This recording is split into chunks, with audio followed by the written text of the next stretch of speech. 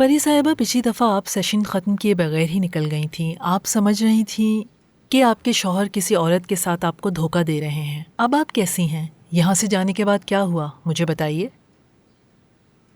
میں اس تہہ خانے سے نکل نہیں پائی. دروازہ کھلا تھا مگر میں چاہتے ہوئے بھی نہیں جا سکی. نہ جانے کیوں. کون سا تہہ خانہ؟ Stock home syndrome. کیا مطلب؟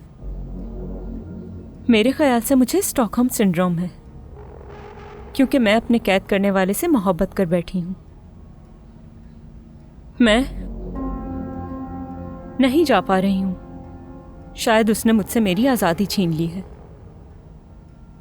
میرا اعتماد سب کچھ لے لیا اس نے. مگر اس سے نفرت کرنے کے بجائے میں اس کے قریب ہوتی جا رہی ہوں. میں آپ کی بات سمجھ نہیں پا رہی ہوں. جب آپ تہہ خانہ کہتی ہیں تو کیا واقعی کسی تہہ خانے کی بات کر رہی ہیں یا پھر مثال کے طور پر ایسا کہہ رہی ہیں؟ سب کا احساس ایک جیسا ہے یا یوں کہہ لیں کہ یہ ایک جرم ہے. ایک جرم؟ میرے خیال سے دوسرا بھی جرم ہونا چاہیے. دیکھیں جو جرم ہے اس کی سزا ہوتی ہے. آپ جانتی ہیں نا اگر آپ کو اپنی مرضی کے خلاف کسی چیز کا سامنا کرنا پڑے تو یہ قانوناً جرم ہے اور اس کی سزا ہے. لیکن دوسرے معاملے میں انتخاب آپ کا ہے. آپ اسے چھوڑ بھی سکتی ہیں.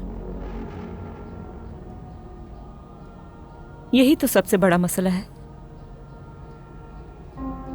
دروازہ کھلا ہے, چاہوں تو جا سکتی ہوں لیکن نہیں جا پا رہی. جان بوجھ کر میں اپنی مرضی سے یہاں قید ہوں.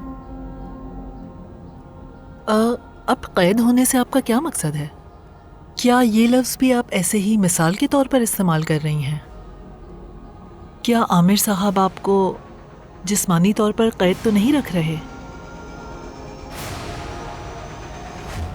بالکل بھی نہیں.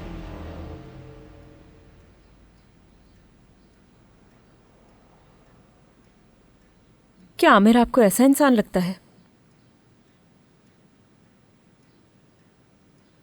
کوئی انسان کسی دوسرے کو کیوں قید کرے گا؟ طاقت کی وجہ سے یا جدا نہ ہونے کے خوف سے؟ یعنی اسے ایک فطرت کہہ سکتی ہیں. لیکن کیوں؟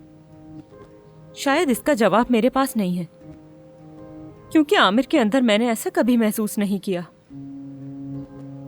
یہ سب حالات پر منحصر ہے. آپ کیا سمجھتی ہیں؟ شاید